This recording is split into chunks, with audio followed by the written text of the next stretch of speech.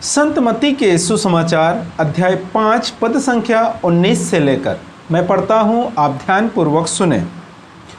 इसलिए जो उन छोटी से छोटी आज्ञाओं में एक को भी भंग करता और दूसरों को ऐसा करना सिखाता है, वह स्वर्ग राज में छोटा समझा जाएगा। जो उनको पालन करता और उन्हें सिखलाता है, वह स्वर्ग राज में बड़ा समझा जाएगा। क्रिस्त में मेरे प्यारे भाई और बहनों, प्रभु यीशु मसीह के नाम पर आप सभी को जय यीशु। हम विश्वासी बहुत बार अपने कार्यों के द्वारा, कहने का अर्थ क्या है कि हम मुख से तो स्वीकार करते हैं कि प्रभु यीशु मसीह पे विश्वास करते हैं, लेकिन हमारे जो कार्य हैं, हमारे जो कर्तव्य हैं, उसके द्वारा कई बार हम बड़े से बड़े पाप करते हैं। परमेश्वर के वचन में लिखा है, इसलिए जो उन छोटी से छोटी आज्ञाओं में एक को भी भंग करता और दूसरों को ऐसा करना सिखाता है, वह स्वर्ग राज में छोटा माना जाएगा। हमें सहायता का हर एक आज्ञाओं का पालन करना है, हर एक वचन को मानना है। हम मुख से तो कहते हैं प्रभु यीशु मसीह में विश्वास करते हैं, प्रभु यीशु मसीह को ग्रहण किए हैं, इस प्रकार से कहते हैं, लेकिन हमारे स्वभाव से, हमारे कर्मों के द्वारा हम प्रभु यीशु मसीह के वचन को नकारते रहते हैं। हम प्रभु यीशु मसीह के वचन को नकारते हैं। मैं आज आपको बताना चाहता हूं कि किस प्रकार हम विश्वासी पाप करते हैं, किस प्रकार हम अपने कर्तव्यों के द्वारा, हमारे कर्मों के द्वारा प्रभु यीशु मसीह के वचन को हम नकारते हैं, अस्वीकार करते हैं। मैं आज आपको बताऊंगा। देखिए, जब हम 10 आज्ञा पढ़ेंगे, परमेश्वर की 10 आज्ञा जो मूसा के द्वारा सभी इस्राएलियों को परमेश्वर ने दिए थे, उस 10 आज्ञा में चौथे जो आज्ञा है वो इस प्रकार से, अपने माता पिता की सम्मान करो। अपने माता पिता के सम्मान करना है, हर एक बड़े बुजुर्ग के सम्मान करना है, आदर सम्मान करना है, उसे संभालना है। लेकिन हमारे विश्वासी परिवारों में इस प्रकार से नहीं होते। जब आप देखेंगे विश्वासी परिवार में, तो बहुत से ऐसे विश्वासी मिलेंगे जो माँ बाप से अलग है, जो समाज से अलग है। ये क्यों है? परमेश्वर के वचन को अस्वीकार करते हैं, जबकि परमेश्वर के वचन कहता है कि छोटे से छोटी, जो छोटी से भी छोटी जो बाइबल की आज्ञाएं हैं, उसे मानना है और दूसरों को भी ऐसा करने के लिए सिखाना है। लेकिन हम लोग ऐसा नहीं करते। हम कहते तो मुख से जरूर है, मुख से स्वीकार करते हैं प्रभु यीशु मसीह हमारे प्रभु, लेकिन हम अपने कर्मों के द्वारा उसके वचन को रद्द करते हैं।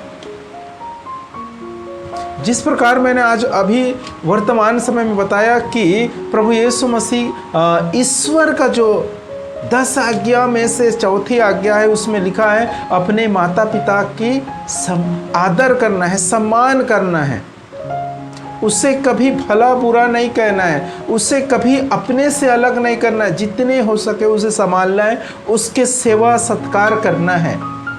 लेकिन ऐसा नहीं होते। जब हम विश्वास में आते हैं तो हमें सिखाया जाता है कि मूर्ति पूजा से दूर रहो। और दूसरी बात, जो मूर्ति पूजक है वो चाहे अपने माता पिता हो या भाई बहन हो या अपने समाज वाले हो या कोई रिश्तेदार हो, उन सब से दूर रहना है। उन सब से क्या करना है? दूर रहना है।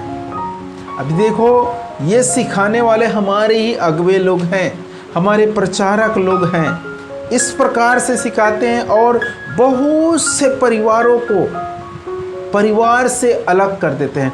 पति पत्नी से अलग हो चुके हैं, बच्चे कई ऐसे हैं जो माँ बाप से अलग रहते हैं। ये जो मूर्ति पूजा का जो हमें डर देकर, हमारे अंदर डर उत्पन्न करके हमारे परिवारों से, हमारे रिश्तेदारों से, हमारे बच्चों से, हमारी पत्नी से, कई बार तो ऐसे पति अलग है और पत्नी अलग है, इस प्रकार से भी देखने को मिलता है।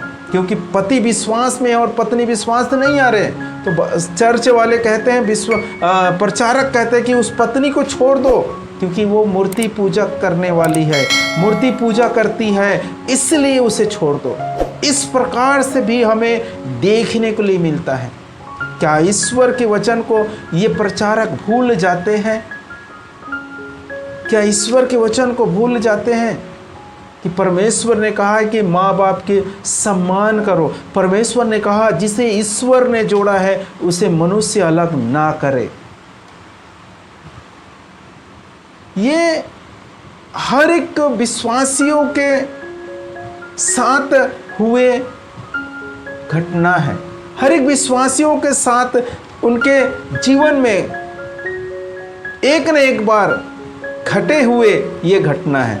हम सबके जीवन में इसी प्रकार से घटना हुआ है और इसके कारण से हम अपने समाज से अलग है, अपने परिवार से अलग है, अपने माँ बाप से अलग है, अपने बीवी बच्चों से अलग हैं, अपने रिश्तेदार से, हमारे पड़ोसियों से अलग रहते हैं हम, क्योंकि हमें ये सिखाया जाता है। लेकिन परमेश्वर ने कोई भी किसी भी वचन को आप पढ़ेंगे, कहीं पर भी पढ़ेंगे बाइबल के वचन में, तो परमेश्वर ये नहीं कहा है कि आप मूर्ति पूजा करने वालों से दूर रहें। परमेश्वर कहता है मूर्ति पूजा से बचे रहो, मूर्ति पूजा से दूर रहो। परमेश्वर ये सिखाता है, प्रभु यीशु मसीह के वचन में कहता है कि मूर्ति पूजा करना ही नहीं है, मूर्ति पूजा से दूर रहना है। लेकिन प्रभु यीशु मसीह ये नहीं कहते कि मूर्ति पूजा करने वालों से दूर रहो, उससे नफरत करो, ये कभी नहीं सिखाते। पर प्रभु यीशु मसीह कहता है कि जिस प्रकार मैंने तुम्हें प्रेम किया उसी प्रकार तुम भी एक दूसरे को प्यार करो।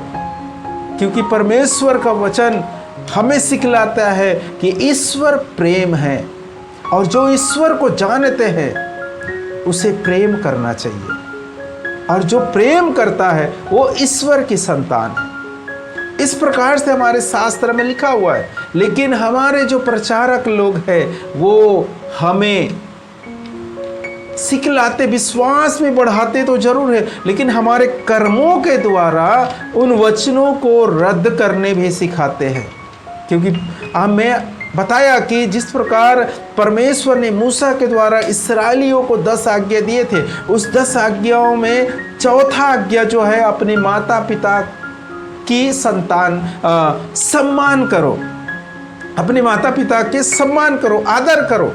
लेकिन जब हम एक हिंदू परिवार से क्रिश्चियन बन जाते हैं, विश्वासी बन जाते हैं, प्रभु यीशु मसीह के पास आते हैं और हमारे माँ बाप, हमारे परिवार वाले, हमारे रिश्तेदार जो सब कुछ है वो हिंदू ही रह जाते हैं, वो विश्वास में नहीं आ पाते हैं, तब हमें कुछ इस प्रकार से नियम देते हैं। हमें विश्वास में तो बढ़ाते जरूर है, लेकिन हमें इस प्रकार से हमें नियम देते हैं कि हम परमेश्वर के वचन को अपने कर्मों के द्वारा रद्द करते हैं, अपने कर्मों के द्वारा परमेश्वर के वचन को तोड़ते हैं। क्योंकि हमें सिखाया जाता है अगर तुम्हारे माँ बाप हिंदू हैं और वो विश्वास में नहीं आते हैं, अगर मूर्ति पूजा करते हैं, तो उसके साथ खाना भी नहीं खाना, उसके साथ उठना बैठना भी नहीं, उनके साथ रहना भी नहीं, उन्हें छोड़ दो, क्योंकि वो मूर्ति पूजक है और वो संसारिक लोग हैं। हमें संसार के जैसा नहीं बनना है। ये हर एक विश्वासी को नियम दिया जाता है, और उसके कारण से जो नियम देते हैं उसके कारण से क्या हो गया है कि माँ बाप से अलग है, बच्चों से अलग है, कुछ परिवार में तो पति पत्नी भी अलग हो चुके हैं। ईश्वर कभी ऐसा कहीं पर नहीं कहा है, लेकिन ये जो लोग हैं इस प्रकार से सिखाते हैं और परिवार को तोड़ते हैं और ईश्वर के वचन को रद्द करते हैं। और मैं आज आपको बताना चाहता हूँ कि इसके द्वारा हम महापाप करते हैं, और यही तो एक कारण है, जो मेन कारण जो हमारे ऊपर सताव आ रहा है। हमारे ऊपर जो सताव के कारण यही है कि हम परमेश्वर जिस प्रकार हमें प्यार किए, उसी प्रकार हम एक दूसरे से, माँ बाप से या हमारे पड़ोसी से हम प्रेम नहीं कर पाते। मेरे प्रियो, यदि हम ईश्वर जिस प्रकार से हमें प्रेम किया, आप याद कीजिए आप किस पाप में डूबे थे, किस हद तक आप चले गए थे, पाप में किस हद तक चले गए थे। शायद ही कोई इंसान आपको क्षमा कर पाए, शायद ही कोई इंसान आपको माफ़ कर पाए। इस प्रकार से अपराध करते थे। उस समय परमेश्वर ने आपको गले लगाया, मुझे गले लगाया और मेरी अपराध और पाप को क्षमा कर दिया। क्या हमें अपने भाई बंद के अपराधों को क्षमा नहीं करना चाहिए? क्या हमारे माता पिता मूर्ति पूजक उसे क्षमा करके गले नहीं लगाना चाहिए? क्या उससे दूर रहना चाहिए? क्या परमेश्वर हमें इस प्रकार सिखाता है? कभी नहीं। ये कलीसिया जो सिखाते हैं वो झूठे लोग हैं, जो प्रचारक इस प्रकार से सिखाते हैं वो झूठे लोग हैं। हमें इनसे बचना है और हर हाल में ईश्वर के प्रेम को बनाए रखना है, चाहे उसके लिए हमें नष्ट होना क्यों ना पड़े। आप जानते हैं गेहूं की दाना जब तक नष्ट नहीं होता, इस जमीन पर गिरकर जब तक वो नहीं मरता, तब तक वो बहुत फल उत्पन्न नहीं कर सकता। वही कार्य हमें करना है। यदि हम अपने माँ बाप के लिए मर जाते हैं, यदि हमारे पड़ोसी के लिए हम मर जाते हैं या हमारे रिश्तेदारों के लिए मरते हैं, तो हम उन सब को फल के रूप में प्रभु यीशु मसीह के पास उन सभी आत्माओं को जीत कर ला सकते हैं, हम प्रेम के द्वारा। मेरे प्रियो, आज आपको और मुझे भी समझने की ज़रूरत है और परमेश्वर पिता की वचन में यही लिखा है, प्रभु यीशु मसीह यही कहता है कि हमें एक दूसरे से प्यार करना चाहिए। तो परमेश्वर पिता इस वचन के अनुसार हम सबों को भरपूर मात्रा में आशीष प्रदान करे। आप सभी को जय यीशु।